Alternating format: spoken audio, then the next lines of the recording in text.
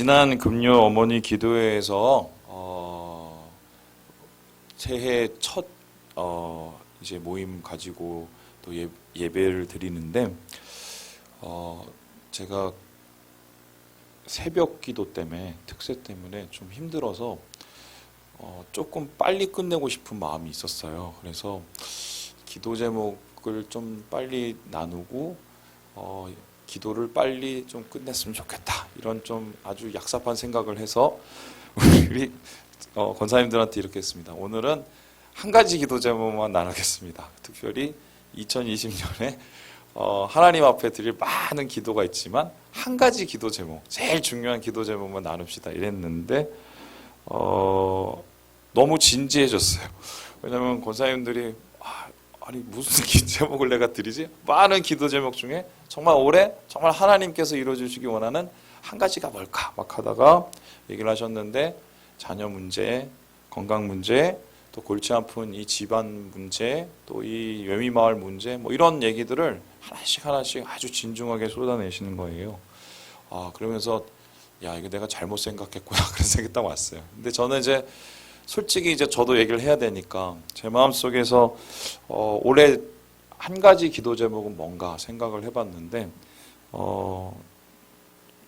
여러 가지 기도 제목이 있어요. 이 교육관 부지 매입을 해야 되고, 또 주차장도 지금 계속 문제고, 식당 공간도 마련해야 이게 좀 예배 공간이 회복되니까, 그리고 또 교인이 좀 200명 정도 출석했으면 좋겠다는 생각도 있고, 막 여러 생각이 있는데, 그럼에도 불구하고 저의 한 가지 기도 제목은 뭐냐? 바로 예배 회복입니다. 하나 되어서 우리가 진짜 주님이 원하시는 예배를 드리는 것.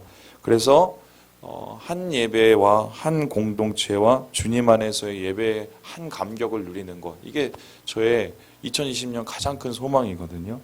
여러분 기억하실지 모르겠지만 제가 우리 교회에 처음 부임 후에 첫 설교가 뭐였냐면요, 바로 예배에 대한 것이었어요. 오늘 이 요한복음 4장에 대한 말씀을 나누면서 그때 설교 제목이 한 사람의 예배라는 것이었는데요. 우리가 먼저 하나님 앞에 원하시는 그 한 사람의 예배자가 될 때 하나님이 우리의 예배를 통해서 우리의 가정과 우리의 마을 가운데 회복을 이루어 주신다. 뭐 그런 설교였습니다. 그리고 나서 저는 정말 그런 예배의 회복과 또 우리의 가정의 회복과 이 마을의 회복을 위해서 5년을 열심히 달려왔던 것 같아요. 그런데 지난 5년 주님 앞에 감사할 제목들이 너무 많이 있지만 솔직히 아직 제 마음속에서는 아직 배가 고프고 안타까움이 있습니다.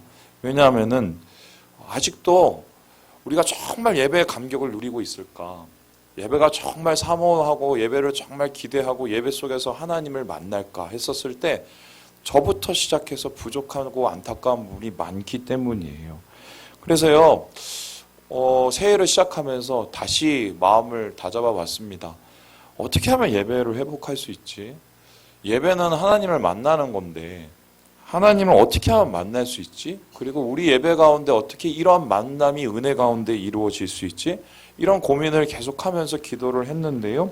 다시 오늘의 본문을 찾게 되었고, 이 본문 속에서 예배의 본질과 예배의 기초와 또 예배의 정의를 다시 한번 새겨보았습니다. 그래서요, 오늘 말씀은 뭐냐? 어떻게 하면 우리가 예배를 다시 회복할 수 있을까? 주님이 원하시는 그 예배를 드리고 우리가 주님을 만나고 어떻게 하면 예배 가운데서 그 감격을 회복할 수 있을까? 이렇게 그것을 찾아볼 텐데요. 오늘 본문에서 이 예수님은 이에 대해서 이렇게 말씀을 하세요. 우리 함께 21절의 말씀을 같이 한번 읽어보도록 하겠습니다. 시작. 예수께서 이르시되 여자여 내 말을 믿으라. 이 산에서도 말고 예루살렘에서도 말고 너희가 아버지께 예배할 때가 이르리라. 예수님께서 말씀하시기를 예배의 회복을 얘기하시면서 회복의 때가 있다고 말씀을 하십니다. 그러니까 다시 말해 뭐냐면 예배는 때가 있으면 그때 회복이 된다는 거예요. 그러면은 그 때라는 것은 도대체 뭐냐? 많은 학자들은 이 예배의 회복과 부흥을 위해서 두 가지의 측면의 생각을 해요. 예수님께서 하나님께서 부흥을 주실 때까지, 예배 회복을 주실 때까지 그냥 기다려야 된다는 사람들이 있고요. 반면에 예수님이 하나님이 부흥을 주시고 예배 회복을 주실 수 있도록 준비를 해놔야 그때가 임한다고 생각하시는 분들이 있습니다. 뭐 어느 쪽 주장이든 중요한 것은 때를 기다리고 준비하는 것이 예배 회복과 부흥을 위해서 중요한 것인데, 그래서 우리가 아직 그 예배 감격을 누리지 못한다는 것은요, 때가 아직 임하지 않은 거고, 그리고 때를 아직 우리가 준비하지 못한 것이라고 할 수 있겠습니다. 때가 임할 때는 기다리면 되지만 준비하지 못하고 그것을 누리지 못하면 안타까운 것이지요. 그래서 오늘은 저는 말씀 속에서 이 아버지의 때를 우리가 좀 준비하고 이 예배의 회복의 때를 준비하기 위해서 우리가 어떤 것을 해야 될까를 말씀에서 찾아봤어요. 그런데 이것을 한 3가지 정도로 전해봤는데 맨 처음은 이것입니다. 우리 같이 한번 읽어보죠. 시작. 성전이 무너질 때. 이상합니다. 예수님께서는 아버지께서 예배할 때 예배 회복의 때가 임한다고 했는데 그 예배 회복의 때가 언제 임하게 되느냐? 성전이 무너질 때가 임하게 된다고 얘기해요. 성전이라는 것은 예배를 드리는 장소인데 예배를 드리는 장소가 무너져야 예배를 드린다? 이거 무슨 말도 안 되는 소리인가? 우리 함께 20절의 말씀을 같이 한번 읽어봅니다. 시작. 우리 조상들은 이 산에서 예배하였는데 당신들의 말은 예배할 곳이 예루살렘에 있다 하더이다. 당시 이스라엘에는 예배의 장소가 2군데가 있었어요. 첫 군데는 뭐냐면 예루살렘이라는 곳에 있는 그 솔로몬의 성전, 그 후에 무너졌다가 다시 지은 헤롯의 성전이 있었고요. 그리고 2번째는 뭐냐면 이 그리심산에 있는 사마리아인들의 성전이 있었습니다. 그런데 이 2 장소는 각기 다 이곳이 진짜라고 얘기를 했어요. 마치 뭐 어디 가면 다 원조라고 얘기하는 것처럼 우리가 원조라고 다 얘기를 하면서 싸우기 시작을 했습니다. 그런데 이 이야기의 시작을 짜자보면 거의 몇백 년이 된 역사인데요. 이럽니다. 이스라엘 사람들이 망하고 난 다음에 바벨론에 끌려갔어요. 그런데 유대에 남아있는 이스라엘인들이 있었단 말입니다. 그런데 그 사람들은 뭐 이민족하고 섞이면서 혼혈을 하면서 그래도 나름대로의 신앙생활을 하려고 노력을 했어요. 그런데 다시 유대 사람들이 바벨론에서 풀려나서 돌아왔어요. 예루살렘에 성전을 지을 때 이 사마리아 사람들이 와갖고 야 우리도 같이 짓자 그동안 기다렸는데 이랬어요. 그런데 유대 사람들이 아니 우린 싫어. 니네들은 피가 섞이고 니네들은 더러워. 그리고 니네 예배하고 우리의 예배는 공존할 수 없어. 이러면서 받아들이지 않습니다. 그러고 나서 이 사마리아 사람들이 화딱지가 나서요. 어떻게 하면은 기원전 300년 전에 자기들이 예배의 장소를 그리심산에 지어요. 그곳은 뭐냐면 예전에 아브라함이 첫 번째로 하나님 앞에 제단을 쌓은 곳이라고 생각을 해서 이곳이 우리가 예배를 드릴 장소라고 해서 져요.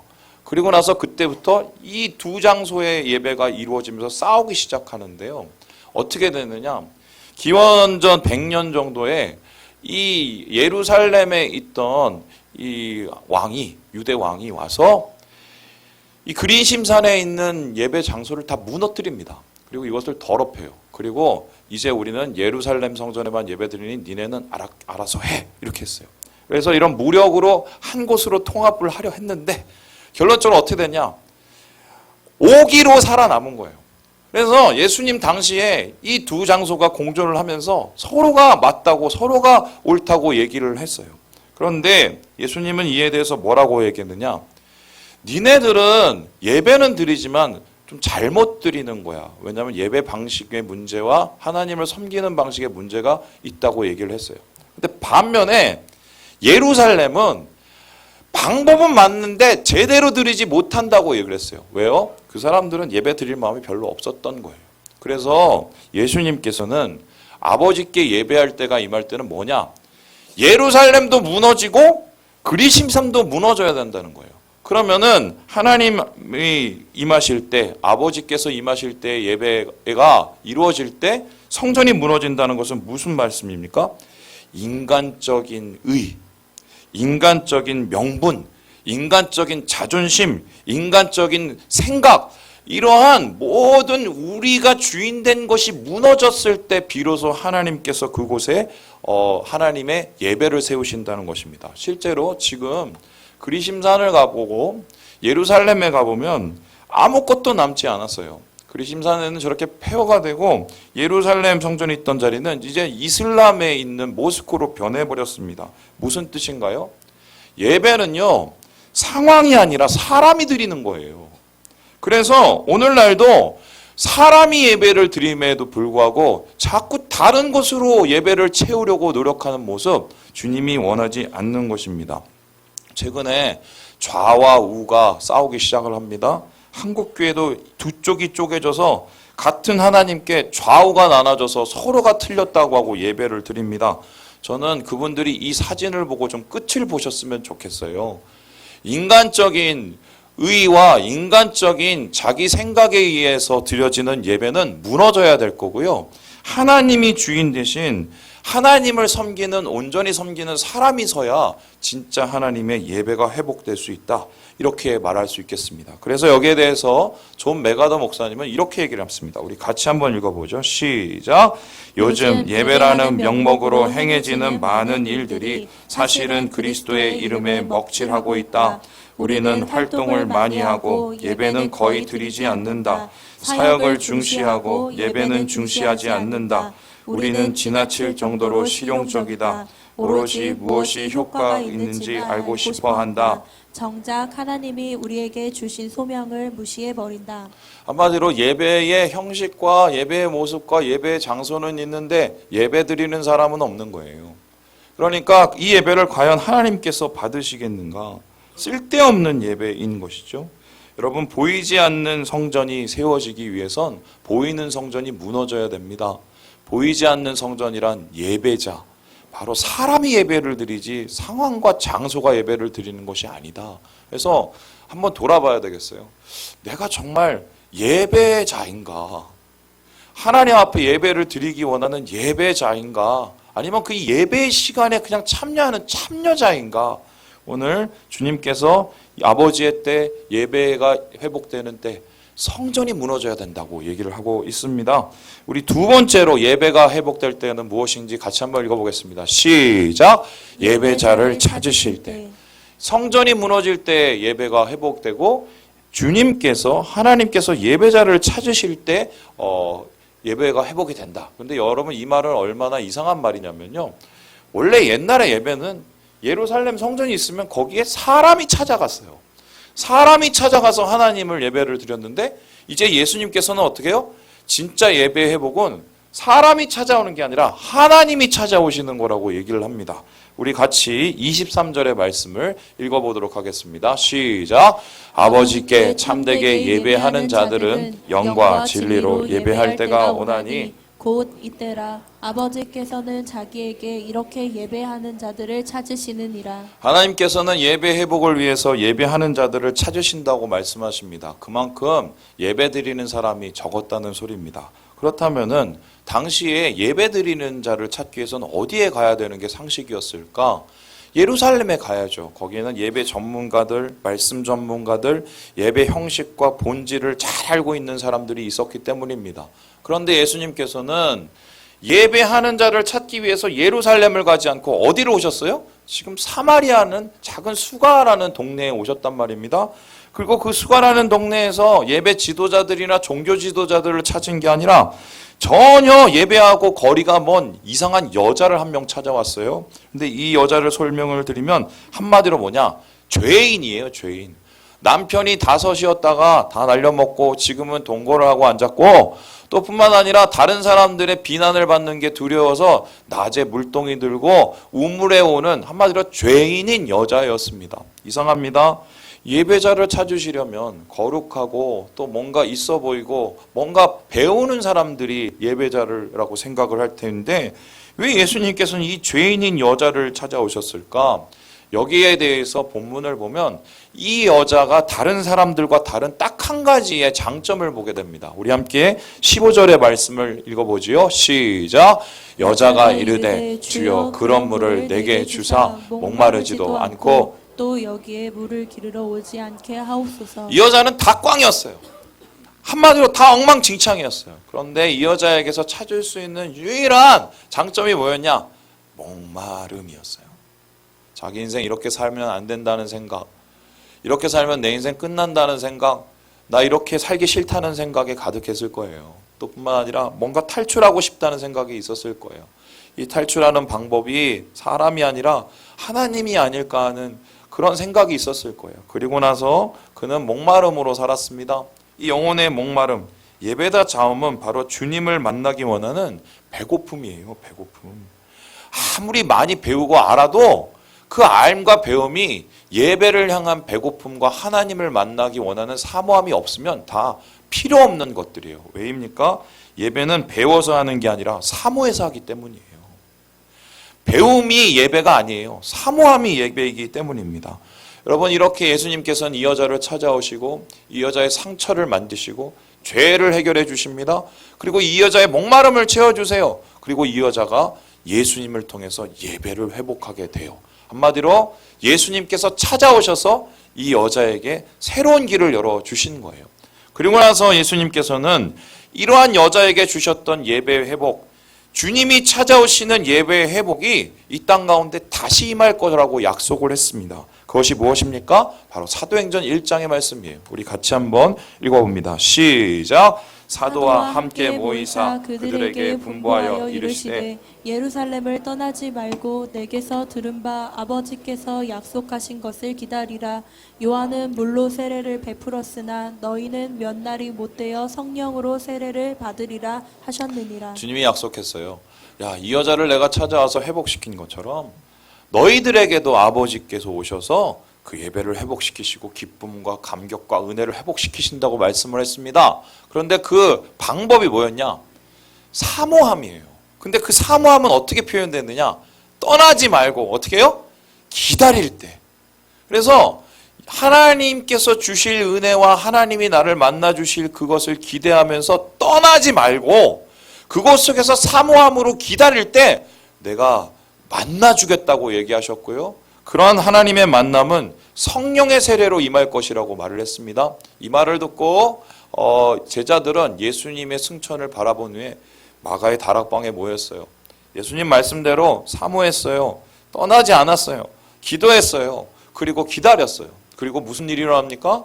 하늘에서부터 뜨거운 불과 같은 혀와 같은 바람과 같은 성령이 임하셔서 아버지 하나님께서 그들을 찾아오셔서 변화시키는 역사를 누립니다. 그리고 그 능력 가운데 주의 은혜를 경험하고 그 은혜를 전하는 용감한 사람들이 되었어요. 여러분, 이 말씀을 통해서 얻은 것이 무엇입니까? 예배는 사모하는 사람이 드릴 수 있고 그 사모하는 사람은 주님이 오실 때까지 기다리는 거예요. 요즘에 왜 우리가 이 예배 가운데 은혜 받는 것을 자꾸 잊어버리고 있는가? 기다리지를 못해요. 기다리지를. 유튜브는 맨날 틀면 바로바로 떠서 보는데 하나님의 은혜는 기다려도 안 오니 그 잠시 잠깐을 못 기다립니다. 그래서 여기 했다가 일어났다가 앉았다가 저기 갔다가 여러분 부르는 노래는 이끼가 절대 끼지 않아요. 하나님의 은혜를 사모하는 사람이 은혜를 누리는 사람이에요. 저는 예전에 진짜 자랑 좀 해볼게요. 한 8시간을 기도해 본 적이 있어요. 8시간을. 해보셨어요? 8시간. 근데 그거 어디서 기도를 했냐면 산에서 기도를 했어요. 산에서. 겨울에. 하늘에서 눈이 내렸어요.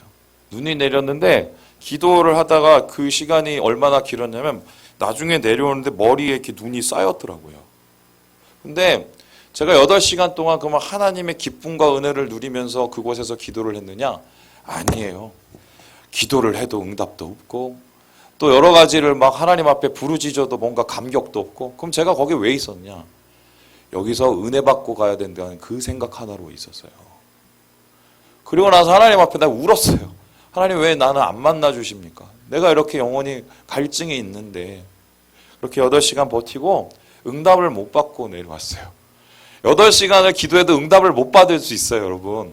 그런데 내려오는데 내 마음속에 기쁨이 넘쳤어요. 그리고 내가 이미 내 안에 있다는 하나님의 그 확신이 왔어요. 제가 그때 느꼈어요.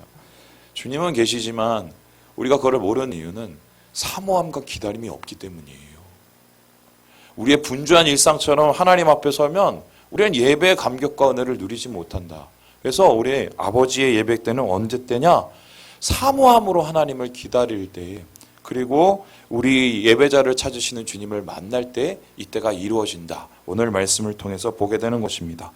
마지막으로 아버지께 예배할 때란 언제인가? 예배의 복은 언제 일어나는가? 우리 같이 한번 읽어봅니다. 시작.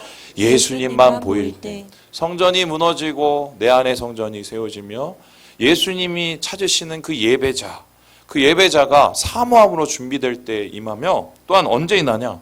그렇게 주님만 바라보고 주님만 보일 때, 그때 예배의 감격과 예배의 은혜가 회복된다는 것입니다. 우리 함께 28절의 말씀을 같이 한번 읽어보겠습니다. 시작. 여자가 물동이를 버려두고 동네로에 들어가서 사람들에게 이르되 내가 행한 모든 일을 내게 말한 사람을 와서 보라. 이는 그리스도가 아니냐 하니. 이 여자가 이 우물가에 온 것은 예수님 만나러 온 게 아니라 물들어 왔어요. 물동이에 물들어 왔어요. 그리고 난 12시에 온 이유가 뭐냐면 사람들 안 보려고 왔어요. 쪽팔려서. 그런데 이 사람 예수님 만나고 어떻게 했습니까? 들고 온 물동이를 내려놓고, 그리고 사람들 앞에 가서 예수님에 대해서 얘기를 했어요. 미친 거죠. 왜요? 예수님만 보였기 때문이에요. 예수님만. 여러분, 은혜를 받은 사람의 공통적인 특징이 뭔지 아세요? 예수님만 보여요. 근데 은혜가 떨어진 사람의 공통적인 특징이 뭐예요? 예수님은 잘 안 보이고 주변에 있는 것들만 보여요. 그래서 하나님께서는 오늘 이 예배자를 찾으실 때 예배의 이 중심자, 사모함을 가지고 이 나온 자가 예수님만 보게 하시고 예수님만 만나게 하시고 이를 통하여서 하나님의 은혜를 회복하게 하신다고 말씀을 하십니다. 이에 대해서 존 메가더 목사님은 다음과 같이 얘기를 하는데요. 우리 같이 한번 다시 읽어보겠습니다. 시작. 우리가 예배를 드리면 하나님이 복을 주신다. 따라서 당신이 복을 받지 못한다면 그것은 대개 음악이나 설교에 문제가 있기 때문이 아니라 하나님께 영광을 돌리지 않는 자기중심적인 마음 때문이다. 오늘 찬양은 좀 50점? 오늘은 또 80점? 오늘 목사님 설교는 한 70점? 여러분, 어느샌가 사람들이 예배를 드릴 때마다 성적표를 가져요. 제가 무슨 수슈케에 나오는 이 서바이벌 프로그램 출연자도 아니고 그것을 평가를 합니다. 평가를 해요. 그런데 여러분, 이거는 전혀 잘못된 생각인데요. 지금 우리는요, 제가 여러분 앞에 서 있는 게 아니라 여러분이 하나님 앞에 서 있는 거예요. 하나님께서 여러분을 보시면서 지금 어떻게 보면 평가질을 하고 있는지 몰라요. 근데 평가를 하지 않으시고 여러분을 사랑으로 보고 계세요. 그런데 우리는 그 하나님께서 우리의 예배를 기다리시고 받으시는 것을 생각지 않고 어떻게 해요? 계속 자기중심적인 생각을 버리지 못하고 하나님만 바라보지 못하고 다른 것에 머리가 충만해요. 그러니까 이것 속에서 벗어나지 못하니, 보이지 않고 또 하나님만 바라보지 못하니 채울 수가 없으니까 복받고 은혜 누리지를 못하는 겁니다. 그래서요, 저는 이렇게 말씀드리고 싶어요. 올해 여러분 정말 예배 회복을 위해서는요, 다른 거 다 내려놓고요, 나를 벗어나야 돼요. 나 자신을. 하나님만 볼 수 있는 시각이 열려야 예배의 은혜를 누리게 되는 것입니다. 여러분, 제가 한 분을 소개시켜 드리려고 하는데 바로 페니 크로스비라는 분이에요. 이분이 누구냐? 바로 이 찬송을 쓰신 분입니다. 주 안의 기쁨 누림으로 마음의 풍랑이 잔잔하니 세상과 나는 간 곳 없고 구속한 주만 보이도다. 이것이 나의 간증이요 이것이 나의 찬송일세. 나 사는 동안 끊임없이 구주를 찬송하리로다. 여러분, 이분이 이 찬양을 드릴 때 세상과 나는 간 곳 없고 구속한 주만 보이도다 라고 했었을 때 놀라는 게 두 가지가, 첫 번째가 이분이 시각장애인이라는 거예요. 그래서 이분은 언제 시각장애인이 됐냐면 원래 보일 수 있었던 분이셨는데 6살 때 6개월 지나고 나서 이 눈에 뭔가 열병이 왔는데 의사를 잘못 만나서, 그냥 돌팔이 의사를 잘못 만나서 치료를 잘못 받아서 그때부터 시각장애인이 돼버렸어요. 그런데 이분이 지금 뭐라고 하냐면 나는 시각장애인이지만 세상과 나는 간 곳 없고 누구만 보여요? 구속한 예수만 보인다고 얘기를 해요. 근데 이게 첫 번째 놀라고요. 두 번째 놀라는 건 뭐냐면 이분의 인생 이야기예요. 무슨 소리냐? 이분이 1820년대에 태어나서 태어난 지 6주 만에 시력을 잃고요. 그 다음에 어떻게 됐냐? 아버지도 얼마 지나서 죽어요. 돌아가셔요. 그러고 나서 또 어떻게 하냐? 이 21살에 과부가 된 그녀의 어머니는 돈이 없으니까 맨날 가정부로 어디를 전전하면서 애를 제대로 못 키운 거예요. 그러니까 애를 이 페니 크로스비를 누가 키웠냐? 할머니가 키웠어요. 근데 그 후에 그래도 할머니께서 좋은 교육을 시켜서 마음이 좀 병들지 않았거든요. 그리고 시를 쓰고 찬송을 쓰고 뭔가 좋은 일들을 많이 만들어 갔어요. 38세가 되었을 때 이 사람의 인생이 뭔가 좀 펴 보였습니다. 왜냐하면은 이 벨 엘스턴이라는 사람과 결혼을 해서 행복한 이제 신혼생활을 시작을 했어요. 그리고 나서 아이가 생겼어요. 아이가 생겨서 기쁨 가운데 기다리고 그 후에 어떻게 됐냐? 아이가 태어났어요. 그런데 그러자마자 죽었어요. 이분은 이때가 가장 자기 일생에서 슬픈 일이라고 말을 했어요. 여러분 보세요. 눈도 멀어요. 아버지도 죽어요. 집안은 지질나게 가난해요. 결혼을 해서 좀 되나 했더니 자식도 죽어요. 이분이 느꼈을 낭만과 좌절이 얼마나 컸겠습니까? 그런데 그분은 거기서 끝나지 않고요. 만족과 찬양의 길을 선택하겠다고 다짐을 했습니다. 그리고 나서 볼 수는 없지만, 눈으로 볼 수 없지만 눈으로 볼 수 없는 것들을 사모하기 시작했어요. 그리고 눈으로 볼 수 없는 그 예수를 사모하면서 그 예수를 세상과 나는 간곳 없고 구속한 주만 보이다라고 찬송을 하고 있는 것입니다. 여러분 앞에서 말했듯이 상황이 예배드리는 게 아니라 사람이 예배를 드려요. 배워서 예배 드리는 게 아니라 사모해서 예배를 드리는 거예요. 우리가 그 사모함과 하나님을 향한 우리의 중심과 갈급함으로 나갈 때 하나님이 우리를 만나주시고 그때 예수만 보이는 것, 이것이 바로 하나님이 원하시는 예배라는 것입니다. 저의 소원은 올해 여러분들이 예배가 회복되는 겁니다. 그러기 위해서 여러분에게 질문합니다. 여러분은 정말 예수님 만나기를 사모하십니까? 여러분은 정말 영혼의 갈증으로 갈급함으로 주님께 나아오기를 원하십니까? 여러분은 진짜 예수님만 바라보시기 원하십니까? 여러 말 다 내려놓고 예배 회복해야 됩니다. 다른 것으로 우리의 마음을 채고 다른 것으로 우리의 삶을 채울 수 있는 게 없어요. 왜냐하면 예배는 영혼의 젖줄이기 때문입니다. 그래서 여러분 제가 담임 목사로 간곡하게 부탁드려요. 여러분의 예배를 방해하는 모든 것을 무슨 이유든 무슨 상황이든 내려놓으세요. 그래야 살아요. 그래야 영혼이 살아나고 여러분의 가족이 살아나고 우리나라와 이 마을이 살아날 줄 믿습니다. 주님 안에서 이 예배 회복을 이루시고 하나님을 만나셔서 세상과 나는 간 곳 없고 구속한 주만 보이시는 이 기쁨을 누리시는 우리 모든 형제 자매들 되시길 주님의 이름으로 축원합니다. 기도하겠습니다.